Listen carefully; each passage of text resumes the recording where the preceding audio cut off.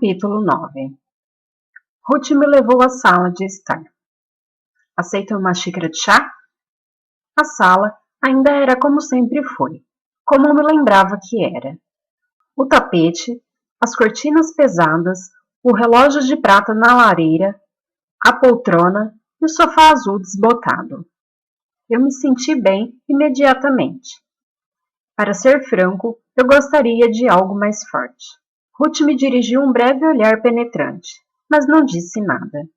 Nem se recusou à minha sugestão, como eu em parte esperava. Serviu uma taça de xerez e me entregou. Eu me sentei no sofá. A força do hábito me levou a sentar onde sempre sentava na terapia, no canto do sofá esquerdo, repousando o braço no braço do sofá. O tecido debaixo dos meus dedos estavam desgastados por causa dos muitos pacientes que cutucavam em sua ansiedade. Entre eles, eu. Tomei um gole do xerez, quente, doce e meio enjoativo, mas bebi tudo, ciente de que Ruth me observava o tempo todo. Seu olhar era óbvio, mas não pesava e nem incomodava. Em 20 anos, Ruth jamais foi capaz de fazer com que eu me sentisse desconfortável. Não voltei a falar até terminar o xerez, deixando a taça vazia. É estranho estar sentada aqui com uma taça na mão. Eu sei que você não costuma oferecer bebida aos pacientes. Você não é mais meu paciente, só um amigo. E pelo que parece, acrescentou gentilmente, está precisando de uma amiga no momento. Eu pareço tão mal assim? Infelizmente, sim. E deve ser sério. Caso contrário, você não apareceria desse jeito. Certamente não às 10 da noite. Tem razão. Eu achei que não tinha escolha. O que foi, Theo? O que aconteceu? Eu não sei como dizer. Não sei por onde começar. Que tal do começo? Fiz que sim. Respirei fundo e comecei. Contei tudo o que havia acontecido. Sobre ter voltado à maconha, que estava fumando escondido e que assim tinha acabado descobrindo os e-mails de Kate e sua traição. Falava rápido, ofegante, querendo tirar aquilo do peito. Tinha a sensação de estar me confessando. Ruth ouviu até o fim, sem me interromper. Era difícil interpretar sua expressão. Por fim, ela disse: Eu lamento. Eu lamento que isso tenha acontecido, Theo. Sei o quanto Kate significa para você, o quanto a ama. Sim, eu amo. E me detive, sem conseguir dizer o seu nome. Minha voz tremia. Ruth entendeu e me estendeu a caixa de lenços de papel. Eu sempre reclamava quando ela fazia isso nas nossas sessões. Eu a acusava de querer me fazer chorar. E, em geral, ela conseguia. Mas não dessa vez. Minhas lágrimas estavam congeladas. Um reservatório de gelo. Eu já me tratava com Ruth fazia muito tempo quando conheci Kate. E dei prosseguimento à terapia nos 3 primeiros anos de nossa relação. Eu me lembro do conselho que Ruth me deu quando Kate e eu nos conhecemos. Escolher um parceiro num relacionamento amoroso é muito parecido com escolher um terapeuta. Temos que nos perguntar se a pessoa vai ser honesta com a gente, capaz de ouvir críticas, reconhecer erros e não prometer o impossível. Na época, eu repeti isso para Kate, e ela propôs que fizéssemos um pacto. Juramos nunca mentir um para o outro, nunca fingir, sermos sempre honestos. O que foi que aconteceu? Questionei. O que deu errado? Ruth hesitou antes de responder. E o que ela disse me surpreendeu. Eu desconfio que você saiba a resposta, se tiver coragem de admiti-la. Eu não sei. Balancei a cabeça. Não mesmo. E indignado, mergulhei no silêncio. Mas de repente, me veio a imagem de Kate escrevendo aqueles e-mails, tão apaixonados e carregados de emoção, como se ficasse drogada com o simples fato de os escrever, com a natureza secreta da relação com aquele homem. Ela gostava de mentir e se esconder. Era como representar, só que fora do palco. Eu acho que ela está entediada, falei por fim. Por que você diz isso? Porque ela precisa de emoção, drama, sempre precisou. Ela tem reclamado, acho que já tem um tempo, de que a gente não se diverte mais, do que estou sempre cansado e estressado, de que eu trabalho demais. Isso foi motivo de briga recentemente. Ela ficava falando de chama. Chama? Querendo dizer que não havia mais uma entre nós. Ah, entendo. Ruth fez que sim com a cabeça. Já falamos disso antes, não é? Sobre essa chama? Sobre o amor. Que muitas vezes confundimos amor com essa chama, com o drama, com o desequilíbrio. Mas o verdadeiro amor é tranquilo, silencioso, tedioso, se encarado do ponto de vista da intensidade dramática. O amor é profundo e calmo, e constante. Acredito que você de fato dê amor a Kate, no verdadeiro sentido da palavra. Outra coisa é saber se ela é capaz de pagar na mesma moeda. Fiquei olhando para a caixa de lenços na minha frente. Não estava gostando do rumo que Ruth dava à conversa. Tentei desviá-lo. Os dois lados têm culpa. Eu também menti para ela. A maconha. Ruth abriu um sorriso triste. Não sei se traição de forma constante, envolvendo sexual e emocionalmente com outro ser humano, está no mesmo patamar de ficar chapado de vez em quando. Acho que revela um tipo muito diferente de indivíduo, alguém capaz de mentir reiteradas vezes e de mentir bem, capaz de trair o parceiro sem sentir remorso. Você não tem como saber isso. Eu soei tão patético quanto me sentia. Ela pode estar se sentindo péssima, mas mesmo ao dizê-lo, eu não acreditava nisso. Tampouco Ruth. Imagino que não seja o caso. O comportamento de Kate indica que ela tem muitos problemas. Nenhuma empatia, nem integridade, ou mesmo pura e simples bondade, qualidades que você tem de sobra. Balancei a cabeça. Isso não é verdade. É verdade, Theo. Ruth hesitou. Você não acha que talvez já tenha passado por isso? Com Kate? Ruth acenou negativamente com a cabeça. Não foi isso que eu quis dizer. Com seus pais, quando você era mais jovem. Se por acaso não estaria repetindo aqui uma dinâmica de sua infância. Não. De repente fiquei irritado. O que está acontecendo com Kate não tem nada a ver com a minha infância. É mesmo? Ruth parecia descrente. Tentar agradar uma pessoa imprevisível, sem disponibilidade emocional, indiferente, cruel. Tentar fazê-la feliz, conquistar o seu amor. Essa não é uma história antiga, Theo? Uma história familiar? Cerrei o punho e não disse nada. Hesitante, Ruth prosseguiu. Eu sei o quanto está se sentindo triste, mas quero que considere a possibilidade de ter sentido essa tristeza muito antes de conhecer Kate. Uma tristeza que vem carregando há muitos anos. Você sabe, Theo, que uma das coisas mais difíceis de admitir é que não fomos amados quando mais precisávamos. É um sentimento terrível, a dor de não ser amado. Ruth tinha razão. Eu buscava as palavras certas para me expressar. Esse sentimento confuso de traição, essa dor terrível e vazia. E ao ouvir Ruth dizer a dor de não ser amado, percebi como isso impregnava toda a minha consciência, sendo ao mesmo tempo a história do meu passado, do meu presente e do meu futuro. Isso não tinha a ver com Kate, mas com meu pai e os meus sentimentos de abandono na infância. Minha dor por tudo que nunca tivera.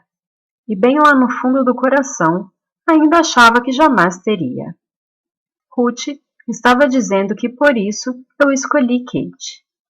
Que melhor maneira eu teria de provar que meu pai estava certo, que eu não valho nada, que eu não mereço ser amado, senão indo atrás de alguém que jamais me amará?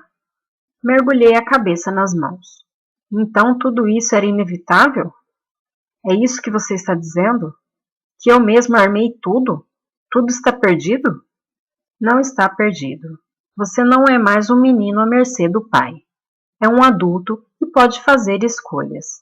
Você pode usar tudo isso como mais uma confirmação de que não tem valor ou romper com o passado, se libertar do círculo vicioso. E o que eu faço? Você acha que eu devo terminar com ela? Eu acho que é uma situação muito difícil. Mas você acha que eu devo terminar com ela, não é? Você já avançou demais e lutou muito para agora voltar a ter uma vida de desonestidade, negação e abuso emocional. Você merece alguém que te trate melhor, muito melhor. É só dizer, Ruth. Me diz, você acha que eu deveria dar um fim a isso? Ruth olhou bem nos meus olhos. Ela encarou o meu olhar. Eu acho que você tem que dar um fim a isso. E não digo isso como sua antiga terapeuta, mas como uma velha amiga. Não acho que as coisas possam voltar a ser como antes, ainda que quisesse. Talvez durasse um pouco, mas daqui a alguns meses algo mais vai acontecer e você vai estar de novo aqui neste sofá. Seja honesto com você mesmo, Theo, com relação a Kate e a essa situação. E tudo que construiu sobre mentiras e inverdades vai se afastar de você. Lembre-se, um amor que não inclui a honestidade não merece ser chamado de amor. Suspirei, vazio, deprimido e cansado. Obrigado, Ruth, por sua sinceridade. Significa muito para mim. Ela me abraçou ao se despedir à porta. Nunca tinha feito isso antes. Parecia frágil nos meus braços. Com os seus ossos tão delicados, respirei naquele leve perfume floral, inalando seu casaco, e outra vez tive vontade de chorar. Mas não chorei, ou não consegui chorar. O que fiz foi me afastar sem me virar. Peguei um ônibus de volta para casa. Sentada à janela, olhava para fora, pensando em Kate, na sua pele branca, naqueles lindos olhos verdes. E sentia um desejo enorme, da doçura dos seus lábios, da sua suavidade. Mas Ruth estava certa. Um amor sem honestidade não merece ser chamado de amor. Eu tinha que voltar para casa e confrontar Kate. Eu tinha que deixá-la. Capítulo 10. Kate estava em casa quando cheguei. Estava sentada no sofá, trocando mensagens no celular. Onde você estava? Perguntou sem levantar os olhos. Fui dar uma caminhada. E o ensaio? Tudo certo, cansativo. Eu a observava, trocando mensagens, tentando imaginar para quem estava escrevendo.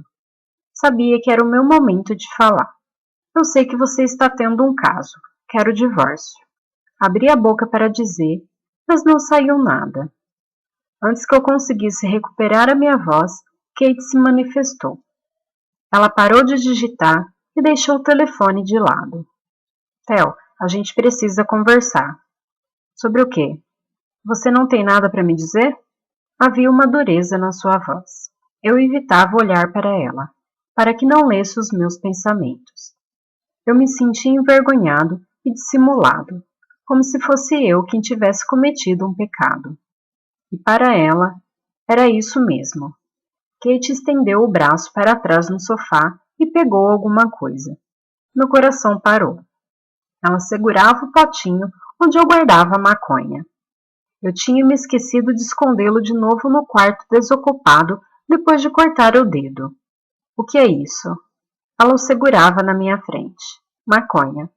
Isso eu sei. Mas o que isso está fazendo aqui? Comprei um pouco. Estava com vontade. Com vontade? De um barato? Você está falando sério? Dei de ombros, evitando seu olhar, feito uma criança travessa. Mas que merda! Deus do céu! Kate balançava a cabeça indignada.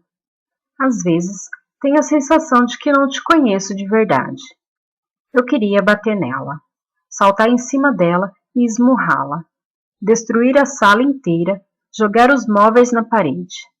Eu queria chorar, urrar e cair em seus braços. Mas não fiz nada disso. Vamos para a cama, disse, e saí da sala. Fomos para a cama em silêncio. Fiquei deitado no escuro ao seu lado, acordado durante horas, sentindo o calor do seu corpo, olhando para ela enquanto dormia.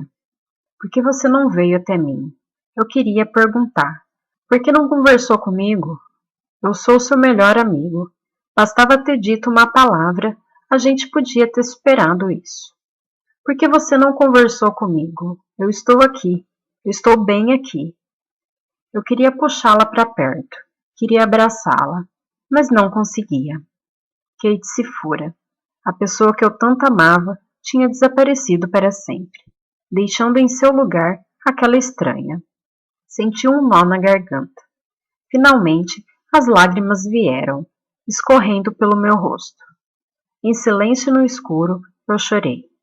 Na manhã seguinte, levantamos e seguimos a rotina de sempre. Ela foi para o banheiro enquanto eu fazia o café.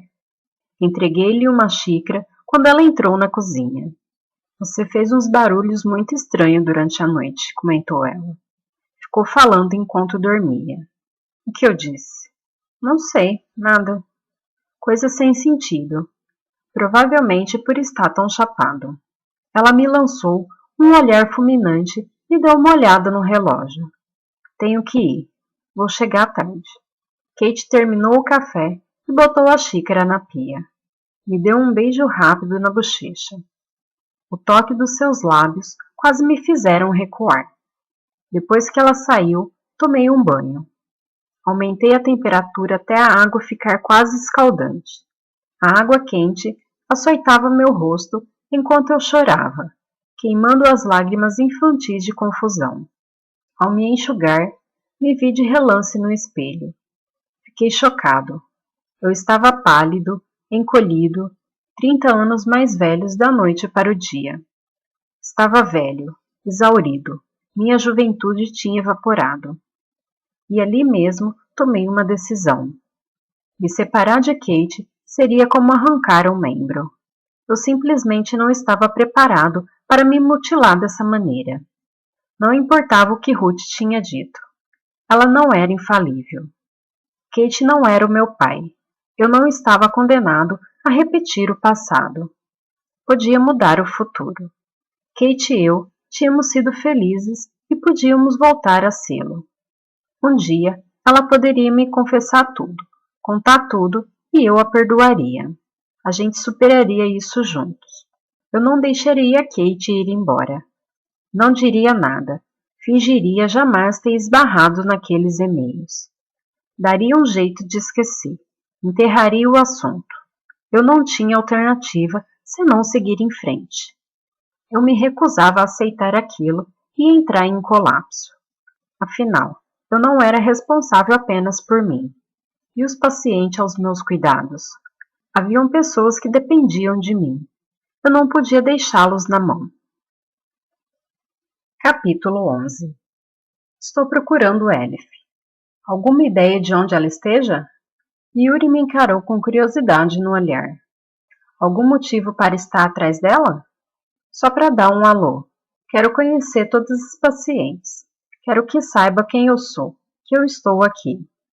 Yuri pareceu duvidar de mim. Certo, mas não leve para o lado pessoal se ela não se mostrar muito receptiva. Ele olhou para o relógio da parede. Já tem mais de meia hora, então ela deve ter saído da terapia. O mais provável é que ela esteja na sala de recreação. Obrigado. A sala de recreação era uma grande sala redonda com sofás surrados, mesas baixas e uma estante repleta de livros velhos que ninguém queria ler. Tinha cheiro de chá rançoso e da fumaça dos cigarros impregnadas nos objetos. Duas pacientes estavam num canto jogando gamão. Elif estava sozinha à mesa de bilhar. Eu me aproximei com um sorriso. Oi, Elif. Ela levantou os olhos assustada, desconfiada. Que foi? Não se preocupe. Não tem nada de errado.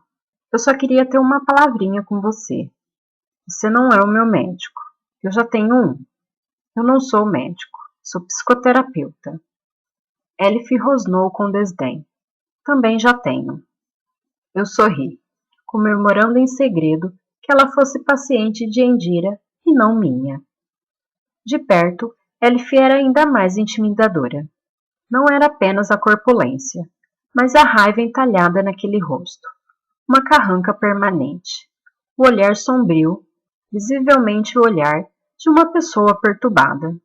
Cheirava a suor e aos cigarros de palha que estava sempre fumando e que deixava seus dedos enegrecidos e as unhas e os dentes amarelados. Eu só queria fazer umas perguntas, se não for um problema. Sobre Alicia. Elif fez cara feia e deu com um taco na mesa. Começou a posicionar as bolas para mais uma partida. E parou. Ficou ali parada, com o ar perdido em silêncio. Elif?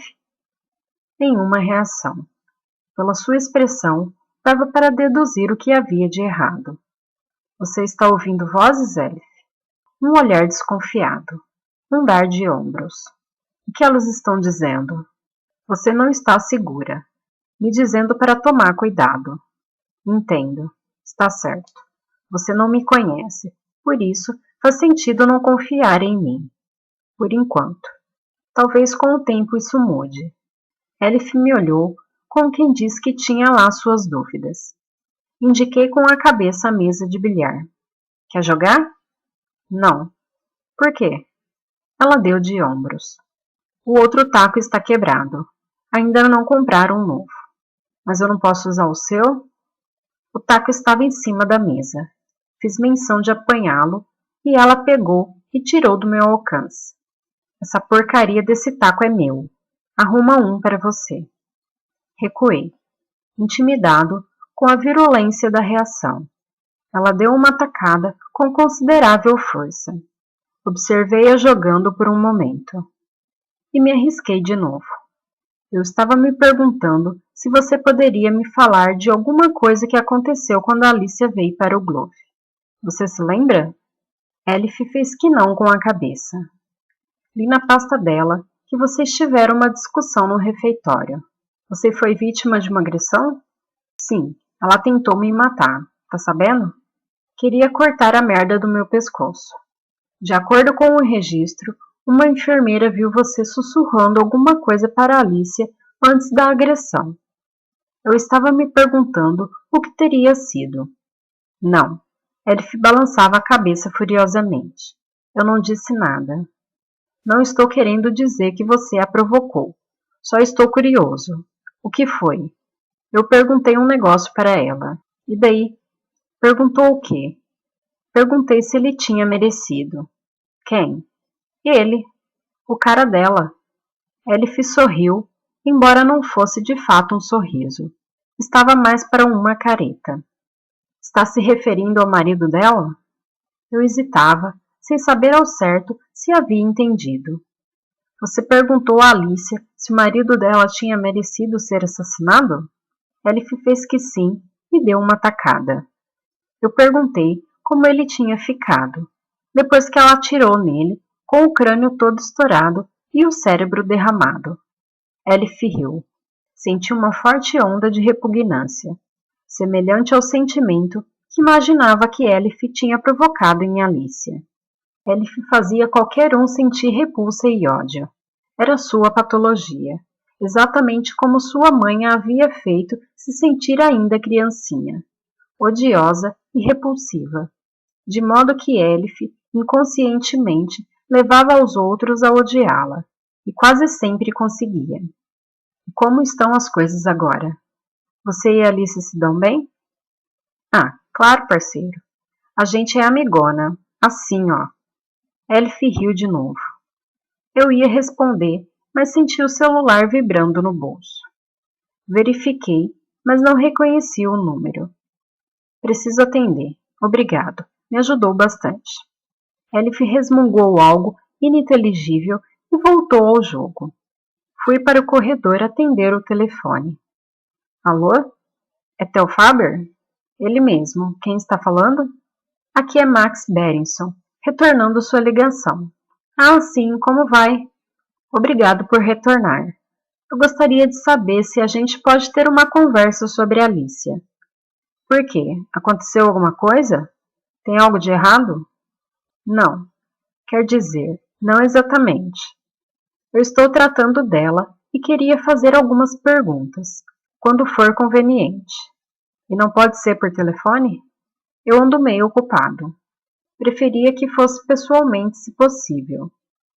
Max Berisson suspirou e murmurou alguma coisa para alguém perto dele. E em seguida disse: amanhã à noite, 7 horas no meu escritório. Eu ia perguntar um endereço, mas ele desligou.